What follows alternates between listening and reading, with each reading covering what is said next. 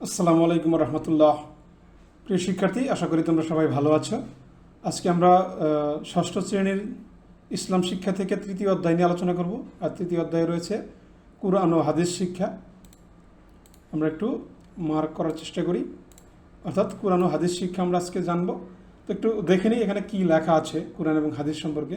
এখানে বলা আছে যে আল কুরআন আল্লাহ তাআলার পবিত্র বাণী, এটি মানব জাতির জন্য একটা সুস্পষ্ট দলিল এবং বিশ্বাসীদের জন্য হেদায়েত এবং রহমত, তাই না? যারা বিশ্বাস করে, ইসলাম ধর্মে যারা বিশ্বাস করে তাদের জন্য এই কুরআন শরীফ এবং হাদিস হচ্ছে কি হেদায়েত এবং রহমত। মানুষকে সত্য সুন্দর পথ দেখানোর জন্য আল্লাহ তাআলা এটি মহানবী হযরত মুহাম্মদ সাল্লাল্লাহু আলাইহি সাল্লামের উপর নাজিল করেছেন, অর্থাৎ কুরআনটা নাজিল করেছেন হযরত মুহাম্মদ সাল্লাল্লাহু আলাইহি সাল্লামের উপরে। আর এর উদ্দেশ্য হচ্ছে মানুষকে সত্য সুন্দর পথ দেখানো, ঠিক আছে? আর নবী করিম সাল্লাল্লাহু আলাইহি সাল্লাম আমাদের নিকটে পবিত্র বাণী পৌঁছে দিয়েছেন। আল্লাহ তাআলার আদেশ নিষেধ নিজে আমল করে তিনি আমাদেরকে হাতে কলমে শিক্ষা দিয়েছেন। সাথে সাথে তিনি মানুষের নিকট এ বাণীর মর্ম এবং তাৎপর্য ব্যাখ্যা করে চেয়েছেন। এবং রাসূলুল্লাহ সাল্লাল্লাহু আলাইহি সাল্লামের বাণী, কর্ম, মৌন সম্মতিকে বলা হয় হাদিস। অর্থাৎ হাদিস হচ্ছে কি রাসূল হযরত মুহাম্মদ সাল্লাল্লাহু আলাইহি সাল্লামের বাণী মানে কথা, কর্ম মানে কাজ, মৌন সম্মতি অর্থাৎ যে কোনো কিছু তার সামনে যদি কোনো কিছু করছে সেটা সে নিষেধ করেন নাই কিংবা ওটা করতে সে সম্মতি দিয়েছেন, এই সম্মতিকে বলা হয়েছে কি হাদিস। অর্থাৎ কথা, কাজ এবং মৌন সম্মতিকে বলা হয়েছে হাদিস। হাদিস আল কোরআনের ব্যাখ্যা স্বরূপ, মানে আল কোরআন হচ্ছে কি একটা সংক্ষিপ্ত একটা সংক্ষিপ্ত বিষয় আল কোরআনে লেখা আছে এবং সেটার বিস্তারিত আছে কোথায়? হাদিসে, ঠিক আছে? তার মানে দুইটা কিন্তু একে অপরের সাথে জড়িত। তাই বলছে ইসলাম বিধিবিধান পরিপূর্ণভাবে জানার জন্য আল কোরআন এবং হাদিসের জ্ঞান লাভ করা আবশ্যক। অর্থাৎ ইসলামের বিধিবিধান জানতে অবশ্যই আমাদেরকে কী করতে হবে? আল কোরআন এবং হাদিস দুটোই জানতে হবে। ওকে, আসো আগে আমরা সর্বপ্রথম আল কোরআন সম্পর্কে কিছু জেনে নিই। তো এখানে বলছে আল কোরআন ইসলামী শরীয়তের সকল বিধিবিধানের মূল উৎস হচ্ছে আল কোরআন। মানে মূল উৎস কোনটা? আল কোরআন। দ্বিতীয় উৎস হচ্ছে হাদিস, তাই না? এটি শরীয়তের সর্বপ্রথম এবং সর্বপ্রধান উৎস। এর উপরেই ইসলামী শরীয়তের মূল ভিত্তি এবং কাঠামো প্রতিষ্ঠিত হয়েছে। মানব জীবনের প্রয়োজনীয় সকল বিষয়ের কিন্তু আলোচনা এই কোরআনে করা হয়েছে, ঠিক আছে? সকল ধরনের নীতিমালা আল কোরআনে বিদ্যমান। এসব মৌলিক নীতিমালার আলোকে ইসলামের সকল বিধিবিধান প্রণীত হয়েছে। এ সম্পর্কে আল্লাহ তাআলা বলছেন যে আমি আপনার প্রতি কিতাব নাজিল করেছি প্রত্যেক বিষয়ের সুস্পষ্ট ব্যাখ্যা স্বরূপ। অর্থাৎ মহানবী হযরত মুহাম্মদ সাল্লাল্লাহু আলাইহি সাল্লামকে বলেছেন যে আমি আপনার প্রতি কিতাব নাজিল করেছি প্রত্যেক বিষয়ের স্পষ্ট ব্যাখ্যা স্বরূপ। আর এটা আছে কোথায়? সূরা আন-নাহল আয়াত নম্বর 89, ঠিক আছে? তার মানে আল্লাহ তাআলা হযরত মুহাম্মদ সাল্লাল্লাহু আলাইহি সাল্লামের উপরে মানে একেবারে স্পষ্ট ব্যাখ্যা স্বরূপ এই কোরআন শরীফটা নাজিল করেছেন। আচ্ছা, তাই আল কোরআন আল্লাহ তাআলার পবিত্র বাণী, এটা তো আমরা অলরেডি সবাই জানি। এটি সর্বশেষ এবং সর্বশ্রেষ্ঠ আসমানি কিতাব। আল্লাহ তাআলা হযরত জিবরাইল আলাইহিস সালামের মাধ্যমে হযরত মুহাম্মদ সাল্লাল্লাহু আলাইহি সাল্লামের উপরে এই কিতাবটা নাজিল করেছেন। অর্থাৎ কোরআন শরীফ হযরত জিবরাইল আলাইহিস সালামের মাধ্যমে মহানবী হযরত মুহাম্মদ সাল্লাল্লাহু আলাইহি সাল্লামের উপরে নাজিল হয়েছে। এই কিতাব আরবি ভাষায় নাজিল হয়েছিল, ঠিক আছে? ইসলামী শরীয়তের প্রধান উৎস হিসেবে আল কোরআনে মানবজাতির জীবন পরিচালনার সুস্পষ্ট মূলনীতি ও নির্দেশনা এখানে বিদ্যমান। কোরআন মাজিদ সহজ এবং সরল ভাষায় কিন্তু নাজিল করা হয়েছে। এতে কোনোরূপ অস্পষ্টতা, বক্রতা বা কিংবা জটিলতা নেই। এখানে কোনো অস্পষ্টতা কিংবা জটিলতা নেই, সহজ সরল ভাষায় লেখা হয়েছে। বরং এতে খুবই সুন্দর এবং সরল ভাষায় নানা বিষয়ের বর্ণনা করা হয়েছে। অতি সাধারণ মানুষও কোরআন থেকে শিক্ষা গ্রহণ করতে পারে এবং কোরআন শরীফ বুঝে বুঝে পড়তে পারে, ঠিক আছে? আচ্ছা, তো আল কোরআনের পরিচয় একটু আমরা আল কোরআনের পরিচয়টা জেনে নিই। কোরআন হচ্ছে একটা আরবি শব্দ, এর অর্থ হচ্ছে বহুল পঠিত, মানে পাঠ করা। আল কোরআন পৃথিবীতে সবচেয়ে বেশি পঠিত কিতাব। পৃথিবীতে যত ধরনের কিতাব আছে তার মধ্যে আল কোরআন হচ্ছে সবচেয়ে বেশি পঠিত। প্রত্যেক দিন কোটি কোটি মুসলমান এই গ্রন্থ তেলাওয়াত করে থাকেন, ঠিক আছে? যেমন আমরা কিন্তু 5 ওয়াক্ত সালাতে এই গ্রন্থ থেকে বিভিন্ন সূরা আয়াত পাঠ করে থাকি। এজন্য কিতাবের নাম রাখা হয়েছে আল কোরআন। চিন্তা করো, আমরা এখন নামাজ পড়তেছি, আবার আমেরিকানরা মনে করো যে এখন ঘুমাইতেছে, আবার আমেরিকানরা যখন নামাজ পড়তেছে তখন আমরা ঘুমাইতেছি।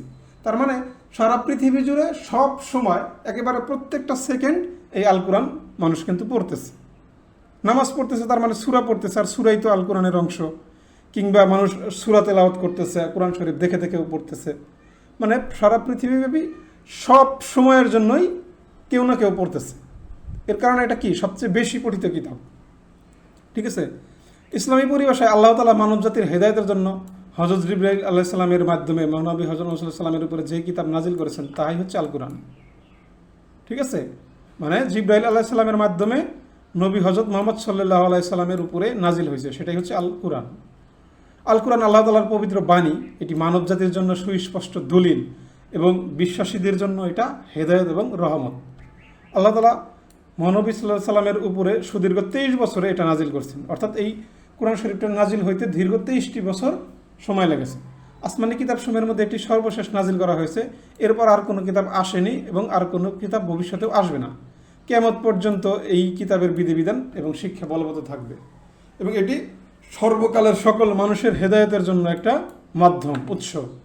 আল কোরআনের নির্দেশনা মেনে চললে মানুষ দুনিয়াতে এবং শান্তি পাবে এবং সম্মান পাবে এবং আখিরাতেও কিন্তু চিরস্থায়ীভাবে জান্নাত লাভ করবে, অর্থাৎ সেখানেও আল্লাহ তাআলা আমাদের জন্য মানে শান্তি এবং সম্মান রেখেছেন।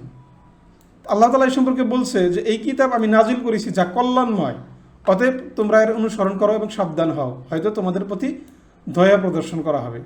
সূরা আল আম আয়াত হচ্ছে 155 নম্বর। ঠিক আছে, তার মানে এটা কি, যে মানে পুরোটাই হচ্ছে, কিতাবটাই হচ্ছে কল্যাণময়, তাই বলছে যে এটাকে আমরা আমাদেরকে অনুসরণ করতে বলছে এবং সাবধান হতে বলছে, যার ফলে আল্লাহ তাআলা আমাদেরকে কি করবেন, দয়া প্রদর্শন করবেন, দয়া দেখাবেন। ঠিক আছে, আচ্ছা, তো দেখো এখানে আল কোরআনের অবতরণ বলছে, আল কোরআন আল্লাহ তাআলার কালাম। আল্লাহ তাআলা 610 খ্রিস্টাব্দে রমজান মাসের 27 তারিখ লাইলাতুল কদর বা মহিমান্বিত রাতে কুরআন মাজিদ নাজিল শুরু করেন, অর্থাৎ কদরের সময়ে সুরাল মানে কোরআন শরীফটা নাজিল করা শুরু হয়েছে 27 তারিখ থেকে রমজান মাসে। আমরা এই রাতকে শবে কদরও বলে থাকি। এটি লাওহে মাহফুজে সংরক্ষিত ফলকে লিপিবদ্ধ হয়েছে এবং এ সম্পর্কে আল্লাহ তাআলা বলেন যে বস্তুত এটি সম্মানিত কুরআন সংরক্ষিত ফলকে লিপিবদ্ধ, মানে এটা লাওহে মাহফুজে লিপিবদ্ধ ছিল, সেখান থেকে আমাদের এখানে দীর্ঘ সময় জুড়ে আমাদের কাছে মহানবী হযরত মুহাম্মদ সাল্লাল্লাহু আলাইহি ওয়াসাল্লামের কাছে পৌঁছেছে। ঠিক আছে, আল কোরআন হচ্ছে আল্লাহ তাআলার বাণী যা আরবি ভাষায় নাযিল হয়েছে, কারণ আমাদের প্রিয় নবী হযরত মুহাম্মদ সাল্লাল্লাহু আলাইহি ওয়াসাল্লামের ভাষা ছিল আরবি, অর্থাৎ তিনি সৌদি আরবে ছিলেন, সেখানকার ভাষা ছিল কি, আরবি ভাষা। তিনি আরব দেশের মক্কা নগরে জন্মগ্রহণ করেন। তার জন্মের সময় গোটা আরব ছিল অজ্ঞতা এবং বর্বরতায় আচ্ছন্ন। তারা মূর্তি পূজা করত। নবী করিম সাল্লাল্লাহু আলাইহি ওয়াসাল্লাম আরবদের এরূপ অজ্ঞতা এবং বর্বরতা পছন্দ করতেন না, মানে তারা মূর্তি পূজা করত, ঠিক আছে, এবং খুব বর্বর ছিল, কাউকে দয়া দক্ষিণা করতো না তারা আর কি। ঠিক আছে, খুব হিংস্র মানুষ ছিল, তাই সব তিনি পছন্দ করতেন না। তিনি সবসময় সত্য সুন্দরের অনুসন্ধান করতেন, এজন্য তিনি হেরা গুহায় ধ্যানমগ্ন থাকতেন, মানে হেরা গুহায় গিয়ে থাকতেন। হেরা গুহায় ধ্যানমগ্ন অবস্থায় থাকা অবস্থায় কিন্তু এই কোরআনের বাণীটা নাজিল হয়। তিনি সত্যের সন্ধান পান, তখন তার বয়স ছিল 40 বছর, অর্থাৎ কোরআন নাজিল হওয়া শুরু হয়েছে কখন, মহানবী হযরত মুহাম্মদ সাল্লাল্লাহু আলাইহি ওয়াসাল্লামের বয়স যখন 40। আল্লাহ তাআলা তাকে শেষ নবী এবং রাসূল হিসেবে মনোনীত করেন এবং মহান আল্লাহ তাআলার নির্দেশে হযরত জিবরাইল আলাইহিস সালাম সূরা আলাকের প্রথম 5 আয়াত নিয়ে তার নিকট আগমন করেন, অর্থাৎ প্রথম কোরআন শরীফের মানে সূরা আলাকের প্রথম 5 আয়াত সর্বপ্রথম নাজিল করা হয় এবং এটাই ছিল সর্বপ্রথম ওহী। তার জীবন দশায় আল্লাহ তাআলার প্রয়োজন অনুসারে আল কোরআনের বিভিন্ন অংশ অল্প অল্প করে নাজিল করেন, কখনো 5 আয়াত, কখনো 10 আয়াত, কখনো আয়াতের অংশ বিশেষ, আবার কখনো একটি পূর্ণাঙ্গ সূরা একসাথে নাজিল হইত। এভাবে দীর্ঘ 23 বছর জুড়ে কোরআন শরীফ নাজিল হয়েছে। ঠিক আছে, এখন এই যে আল কোরআন, এটা সংরক্ষণের দায়িত্ব, মানে আল কোরআনটাও নাজিল করা হয়েছে কিন্তু এটা সংরক্ষণের দায়িত্ব কার, সেটা নিয়ে আলোচনা করছে। এখানে বলছে যে আল কোরআন মানে আল্লাহ তাআলার বাণী, আল্লাহ তাআলা স্বয়ং আল কোরআন সংরক্ষণের দায়িত্ব গ্রহণ করেছেন, মানে আল্লাহ তাআলা নিজেই এই আল কোরআনকে সংরক্ষণ করবে। ঠিক আছে, এখানে বলছে যে নিশ্চয়ই আমি কোরআন অবতীর্ণ করেছি এবং অবশ্যই আমি এর সংরক্ষক, মানে তিনিই সংরক্ষণ করবেন। আল্লাহ তাআলা স্বয়ং কোরআনের সংরক্ষক, তিনি তার প্রত্যক্ষ তত্ত্বাবধানে এই কিতাব সংরক্ষণ করেন। প্রত্যক্ষ মানে কি, সে সরাসরি আমাদের সামনে আসছে না, কিন্তু কোরআন শরীফটাকে সে দেখো প্রত্যেক জায়গায় প্রত্যেক দেশে কিন্তু কোরআন শরীফ আছে, কোরআন আছে, তাহলে কি এটা কি সংরক্ষণ করা হইল না? মানে প্রত্যেকেই আমরা, প্রত্যেক মানুষ এটা তেলাওয়াত করতেছে এবং মুখস্থ করে ফেলতেছে মানুষ, তার মানে কি এটা সংরক্ষণ অবশ্যই হবে কিয়ামত পর্যন্ত। এই জন্য আজ পর্যন্ত এই কিতাবের একটা হরকত নুক্তারও কিন্তু পরিবর্তন হয় নাই, মানে এই আল কোরআনের কিন্তু কোনো একটা অংশ কেউ পরিবর্তন করতে পারে নাই। কারণ কি, হাজার হাজার লাখ লাখ মানুষের কোরআন হচ্ছে মুখস্থ। এখন এই যে বিধর্মীরা, মনে করো খ্রিস্টান, হিন্দু, এরা যদি এই আল কোরআনকে পরিবর্তন করতে চায়, একটা মনে করো যে ভিন্ন ধর্মের কোরআন শরীফের বই মতো বই বানাইলো, তাহলে কি হবে? কেউ মাইনা নেবে? কারণ মানবে না, কারণ সবার অনেকেরই কোরআন মুখস্থ আছে, তারা যখন এটা পড়বে তখন এটা ধরতে পারবে যেটা পরিবর্তন করছে। এটি যেভাবে নাজিল হয়েছিল আজও সেইভাবেই রয়েছে, ঠিক আছে? এবং কিয়ামত পর্যন্ত এটা অবিকৃতই থাকবে, মানে কোনো রকম বিকৃত হবে না, একই থাকবে। অবিকৃত মানে হচ্ছে কি, যে একই থাকা। পবিত্র কোরআন সেই প্রথম থেকে এখন পর্যন্ত অগণিত হাফেজের মাধ্যমে সংরক্ষিত আছে। বিভিন্ন হাফেজ এই কোরআনটাকে মুখস্থ করে রাখছে। কেউ ভুল করলে সাথে সাথে অন্যরা এমনকি সালাত অবস্থাতে কিন্তু সংশোধন করে দেয়। মানে কেউ যদি ভুল করে তখন কিন্তু এটা কি করে, অন্য কেউ কিন্তু বলে দেয় যে মানে ভুল হয়েছিল, ঠিক আছে? আচ্ছা, তো আজকে আমরা এ পর্যন্তই রাখি ক্লাসটা। আমরা পরবর্তীতে আর একটা ক্লাসের মাধ্যমে কিন্তু এই আল কোরআনের সংরক্ষণ এবং সংকলন পড়তে পারি, ঠিক আছে?